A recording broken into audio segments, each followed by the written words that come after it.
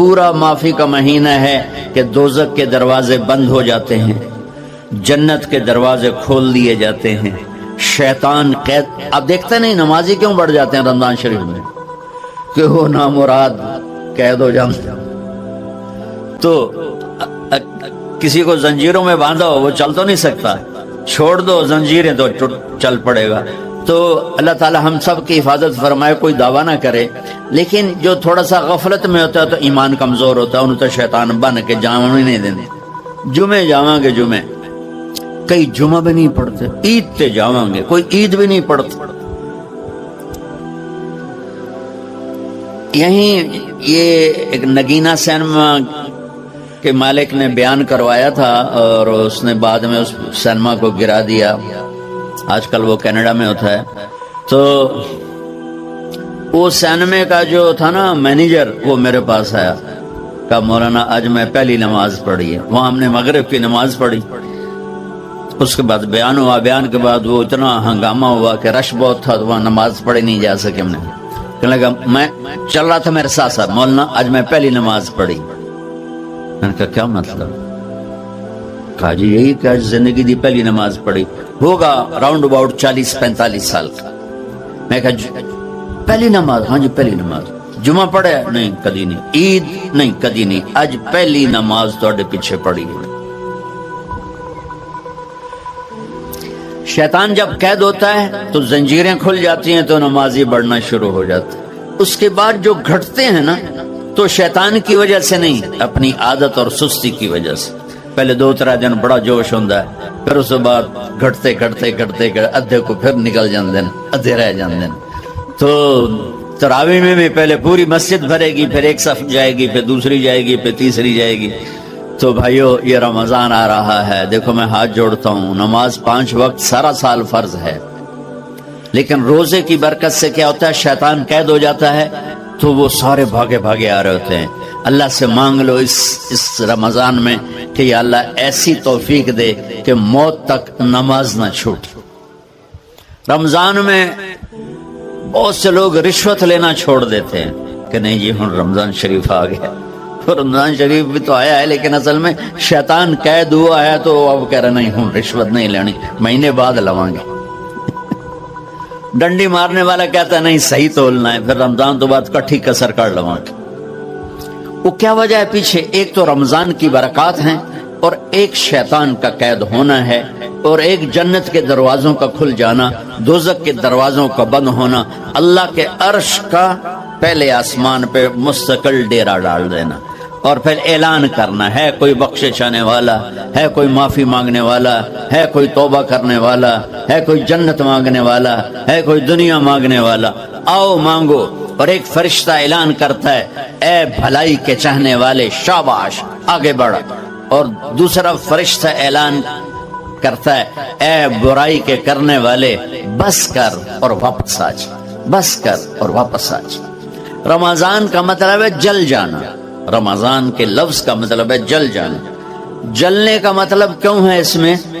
کہ رمضان میں اللہ سارے گناہوں سے اپنے بندوں کو پاک کر دیتا ہے اور ان کے گناہوں کو جلا دیتا ہے، جس سے وہ پاک ہو کر سونا آگ میں جل کے خالص ہو کے باہر آتا ہے. روزہ رکھنے والا بھوک کی آگ میں جل کے خالص ہو کے باہر آ جاتا ہے، اللہ اس کے سارے گناہ معاف فرماتا ہے. دھیان نال سنیں، سب سے اعلیٰ درجے کا مسلمان، میرے نبی کا جواب، جو سارا دن مصلی پہ بیٹھا رہے، جو ہر سال حج عمرہ کرے، جو مسجد سے نہ نکلے، جو رات کو قرآن پڑھے، دن میں روزے رکھے. نہیں، سنو غور سے سنو، من سلم المسلمون لسانہ ویدہ، سب سے اعلیٰ درجے کا مسلمان فیصلہ بات کا وہ ہے جو اپنے مسلمانوں کو تکلیف نہ پہنچائے، جو ہاتھ اور زبان سے کسی کو تکلیف نہ پہنچائے، وہ سب سے اعلیٰ درجے کا مسلمان ہے. کیا بات. میرے نبی سے ایک صحابی نے پوچھا یا رسول اللہ، ہمارے محلے میں ایک خاتون رہتی ہے، رات کو تہجد پڑھتی ہے، دن میں روزے رکھتی ہے، پر اس کی زبان بہت سخت ہے، بہت بےزتی کرتی. آپ نے کہا جہنم میں جائے گی. کہا جی ایک خاتون ہے جو نہ نفلی روزہ لیکن اس کی زبان کا بول بڑا میٹھا ہے, کہا وہ جنت میں جائے گی. تو سب سے اعلیٰ درجے کا مسلمان کون ہے جو کسی کو تکلیف نہ پہنچائے؟ پھر اس نے پوچھا ای الایمان افضل, سب سے اعلیٰ درجے کا مومن کون ہے؟ تو آپ نے فرمایا حسن الاخلاق, جس کے اخلاق اچھے ہوں وہ سب سے اعلیٰ درجے کا ایمان والا ہے. کیونکہ تکلیف نہ پہنچانا اخلاق کی ایک صفت ہے اور اخلاق کی بے شمار اقسام. میرے نبی نے فرمایا اچھے اخلاق 360 صفات کا نام ہے. ایک صفت بھی کسی مسلمان مرد عورت کے اندر ہوگی تو جنت میں چلا جائے گا. سامنے ابو بکر بیٹھے تھے, کہنے کہ یا رسول اللہ کو میرے اندر بھی ہے. تو آپ نے فرمایا تیرے اندر ساری ہے, ساری تیرے اندر ساری. تو ابتدا بھی بتا دی, انتہا بھی بتا دی. اور عبادت بھی مسلمان کو اخلاق تک پہنچاتی ہے. اب سنو قرآن سے, اللہ تعالیٰ انسان کسے کہتا ہے؟ ایمان والوں کو. ان الذین کفروا من اہل الکتاب والمشرکین فی نار جہنم خالدین فیہا اولئک ہم شر البریہ. سب سے بدترین مخلوق وہ ہے جو اللہ کو نہ مانے, جو اللہ کے دین کو نہ مانے. آپ نے کہا وہ سب سے بدترین مخلوق. تو لا الہ الا اللہ محمد رسول اللہ ہمیں انسانیت میں داخل کرتا ہے.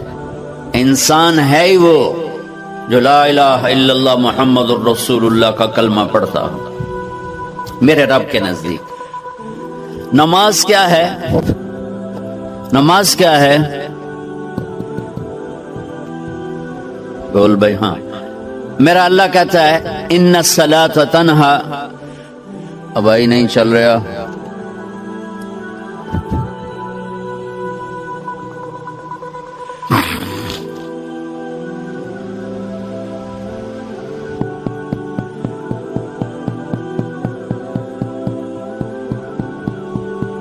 تھوڑی آواز ہے. نماز کیا ہے؟ ان الصلاۃ تنہا عن الفحشاء والمنکر. تم نماز پڑھو, یہ تمہیں بد اخلاقی سے بچائے گی اور یہ تمہیں گناہوں سے بچائے گی. تو نماز بھی انسان کو اخلاق تک لے جا رہی, فحاشی سے بچائے گی, گناہوں سے بچائے گی, اخلاق کی طرف سفر. روزہ آ رہا ہے. روزہ کس لیے ہے؟ کتب علیکم الصیام کما کتب علی الذین من قبلکم لعلکم تتقون. تم پر روزہ فرض کیا ہے جیسے پہلوں پہ کیا تھا تاکہ تم تقوی والے بن جاؤ. تقوی والے کون ہیں؟ وسارعوا الی مغفرۃ من ربکم وجنۃ عرضها السماوات والارض اعدت للمتقین. کہ میرے بندو دوڑو جنت کی طرف جو تقوی والوں کے لیے. متقی کون ان دن تقوی والے یا اللہ کا؟ الذین ينفقون فی السراء والضراء, کا جو میرے نام پہ سخاوت کرتے ہیں, چاہے تنگ دست ہوں چاہے پیسے والے ہوں, چاہے تھوڑا مال ہوئے چاہے زیادہ مال ہوئے, وہ میرے نام پہ خرچ کر دیں. الکاظمین الغیظ, جو غصے کو پی جاتے ہیں. والعافین عن الناس, اور جو لوگوں کو معاف کر دیتے ہیں. اللہ تعالیٰ کہہ رہا ہے یہ تقوی والے ہیں. تو روزہ بھی اخلاق پہ لے جا رہا ہے. فمن فرض فیہن الحج فلا رفث ولا فسوق ولا جدال. میرے رب نے کہا حج کا ارادہ کر لیا ہے تو زبان کی گندی, زبان کا گندا لہجہ اور زبان کے گندے بول سے بچو, لڑائی سے بچو, گناہوں سے بچو. تو حج بھی میٹھے بول پہ لا رہا ہے, لڑائی سے بچنے پہ لا رہا ہے, نافرمانی سے بچنے پہ لا رہا ہے. خذ من اموالہم صدقۃ تطہرہم وتزکیہم بہا وصلی علیہم. میرا رب فرما رہا ہے میرے محبوب ان سے زکوٰۃ لیں اور ان کو پاک کریں. اور ان کا تزکیہ کریں، ان کو ایک اچھا انسان بنائیں۔ زکوٰۃ ہو اخلاق بنتے ہیں، روزہ ہو اخلاق بنتے ہیں، حج ہو اخلاق بنتے ہیں، نماز ہو اخلاق بنتے ہیں، کلمہ ہو انسان بنتا ہے۔ یہ اتنا زور کیوں دیا ہے اخلاق پر کہ میرے بھائیو، اچھا معاشرہ جو وجود میں آتا ہے وہ ایک دوسرے کو معاف کرنے سے وجود میں آتا ہے۔ مسجد نماز کے لیے ہے، اور نماز ایک انفرادی عمل ہے جو کر کے میں گھر چلا جاتا ہوں، دفتر چلا جاتا ہوں، پڑھوں نہ پڑھوں، نہ پڑھنے کا گناہ مجھ پر، پڑھنے کی نیکی مجھ پر۔ لیکن اگر میرے اخلاق برے ہیں، روزہ میری چیز ہے، رکھوں اجر، نہیں رکھوں پکڑ، زکوٰۃ دے دوں اجر نہ دوں پکڑ، حج کر لوں اجر نہ کروں پکڑ۔ صرف میری ذات سے کے گرد ہے نماز بھی، روزہ بھی، حج بھی، زکوٰۃ بھی۔ لیکن برے اخلاق جتنا معاشرے میں میرا اثر ہے وہاں سب تباہی پھیلا دیں گے، اور اچھے اخلاق جتنا معاشرے میں میرا اثر ہے وہاں خوبصورتی کو پھیلا دیں گے۔ عبادت چھپ جاتی ہے۔ میں نے فجر پڑھی ہے کہ نہیں پڑھی آپ کو پتا ہے؟ بولو، آپ نے پڑھی ہے یا نہیں پڑھی؟ مجھے کوئی پتا ہے نہیں ہے۔ لیکن یہاں بیٹھ کے اللہ نہ کرے میں فرقہ واریت کی بات کروں، اور سب کو پتا چلے گا کہ نہیں چلے گا کہ مولوی اگلا رہا ہے، اور یہاں بیٹھ کے میں محبت کی بات کروں تو آپ کو پتا چلے گا کہ نہیں چلے گا کہ یہ محمد مصطفیٰ صلی اللہ علیہ وسلم والے اخلاق بتا رہا ہے۔ تو اخلاق چھپتے نہیں، برے ہوں یا اچھے ہوں ظاہر ہوتے ہیں۔ اور سب سے زیادہ اس آدمی کا خاندان، جس آدمی کو بدتمیزی کی عادت ہے، وہ بیوی کے دل کو برباد کر دے گا، ماں باپ کے دل کو برباد کر دے گا، اولاد کو برباد کر دے گا، دوستوں کو، نوکروں کو برباد کر دے گا۔ اس کے نوکر سامنے کہیں گے میاں صاحب، شیخ صاحب، سیٹھ صاحب، خان صاحب، اتھے جا کے گالی کڈن گے۔ اور جس کے اخلاق اچھے ہوتے ہیں وہ اپنے گھر کو خوبصورت بنا دیتا ہے، رشتوں کو خوبصورت بنا دیتا ہے، ملازموں کو خوبصورت بنا دیتا ہے، اپنے کاروبار کو، اپنی زندگی کو، ہر پہلو اس کا خوبصورت ہو جاتا ہے۔ اچھے اخلاق لباس کی طرح ہیں جو میرا ہر عیب چھپا لیتے ہیں، اور برے اخلاق ننگے آدمی کی طرح ہے جس کا ہر عیب سامنے آ جاتا ہے۔ اور اللہ کی رحمت اتنی طاقتور ہے کہ میرا رب فرماتا ہے، یہ تو میں نے 5 غلطیاں بتائی ہیں، لیکن میرا رب فرماتا ہے میرا بندہ میں تجھے عمر بھی دیتا ہوں، طاقت بھی دیتا ہوں، تو اتنے گناہ کر کے زمین فیصل آباد کی سے اٹھا کر آسمان کی چھت کو لگا دے، ساری دنیا گناہ گار ہو جائے نا تو آسمان کیا چاند تک بھی گناہ نہیں جا سکتے۔ اور میرا اللہ کہہ رہا ہے ایک مرد عورت اتنے گناہ کرے کہ آسمان کی چھت کو لگا دے، پھر صرف ایک دفعہ مجھے کہے یا اللہ معاف کر، تو میں سارے ہی معاف کر دوں۔ تو بھائیو یہ رات بھی معافی مانگنے کی ہے۔ تو میرے عزیز و رمضان شریف آ رہا ہے، اپنے دل کو کینہ سے صاف کرو، بغض سے صاف کرو، نفرت سے صاف کرو، کسی سے لڑے ہوئے ہو اللہ کے واسطے صلح کر لو۔ یہ لڑنے کی جگہ نہیں ہے، محبت کر کے جاؤ تو اللہ بڑے اونچے عالی درجات نصیب فرمائے گا۔ اور اللہ تعالیٰ موقع دے تو رمضان میں ایک 3 دن تبلیغ میں اللہ کے راستے میں ضرور لگا لینا۔ تو سارے بھائی نیت کرتے ہو؟ سنتیں پڑھ، اللہ نے زکوٰۃ فرض کی ہے تو زکوٰۃ نکالو۔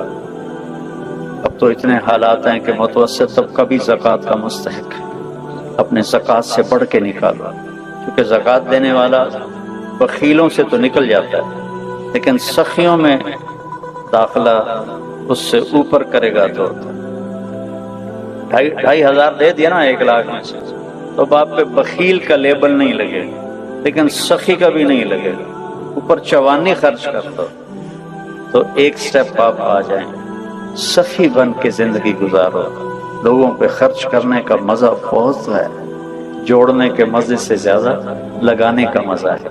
تو رمضان آ رہا ہے، خرچ کریں، زکوٰۃ سے بڑھ کر دیں، انتہائی ضرورت مند ہیں ہمارے لوگ۔